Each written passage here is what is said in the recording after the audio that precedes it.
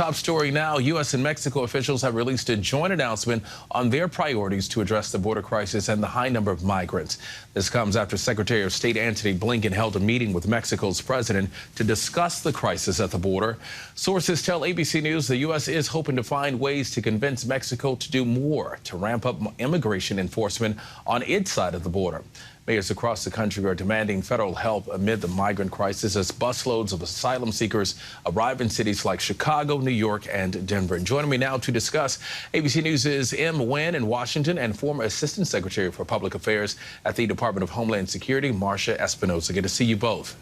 All right, Em, we'll start with you. The U.S. says that Mexico should do more to help address this crisis. We're now learning that the two bordering nations are planning to meet again at the top of the new year. What are we learning about their key priorities?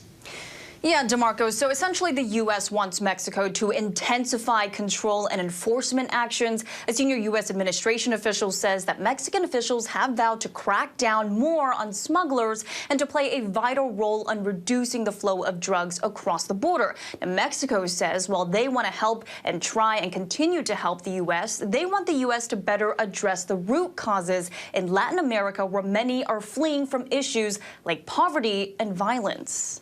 So, Em, there's now a coalition of Democratic mayors who are demanding federal help as busloads of migrants arrive in their cities. And here's some of what Denver's Mayor Mike Johnston told me earlier today.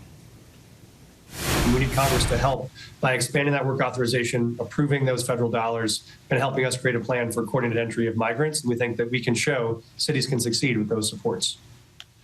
So, Em, are these demands from the Democratic mayors aligned with some of the proposed measures in the border security bill that lawmakers are currently negotiating?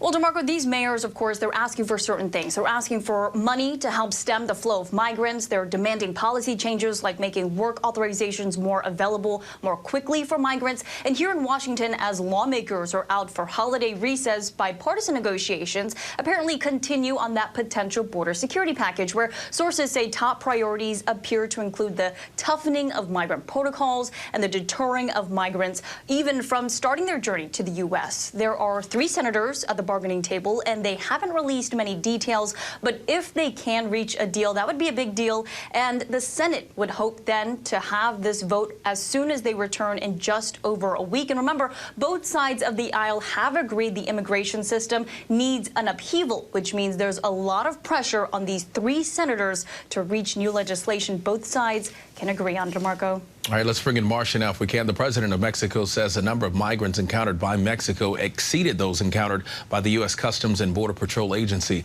Why do you think that is, and what has Mexico's role in the immigration crisis been up until now? Well, Mexico's role is so important here, and that's why Secretary Blinken and Secretary Mayorkas traveled there again to have these talks. They've had several talks with Mexico throughout the past few years, and with other countries as well. We need Mexico's help to secure their southern border so that migrants don't make it through. And we need the countries south of them to do the same. So it sounds like yesterday's meetings were productive and went well, and we should be seeing more from Mexico. And Marsha, you have personal experience working with Homeland Secretary Mayorkas, who is now facing the possibility of impeachment proceedings spearheaded by the House Homeland Security Committee chairman, himself a Republican. Is there any merit to what Chairman Green is saying? No, absolutely not. There's no facts. There's nothing behind that other than an entertainment for the Republican Party right now as they get into their political season. And Secretary Mayorkas from day one has been committed to doing the job and rebuilding our immigration system from the ground up because it was totally destroyed in the last administration. So actually, our administration has done so many little things to build things up, to build relationships back up with Mexico and other foreign partners that were destroyed before, and to build back our immigration system that was completely gutted. But it does take time, and really at the end of the day, only Congress can fix our broken immigration system, which is why the Biden administration on day one sent them a bill to please fix this broken immigration system, like Ann mentioned, that everyone agrees is totally broken, and has asked for funding several times, has asked for more Border Patrol agents, has asked for more security and the likes. And so we have, basically been pounding on the tables for the past few years for all of these things. And it's unfortunate that we find ourselves in this situation today when so many Republicans have denied funding for DHS. So we really need to fund this department and the State Department in order for them to do their jobs. And it's a hot button issue, and it's not going anywhere anytime soon. All right, Marsha Espinosa and Em Nguyen, thanks to the both of you. We appreciate it.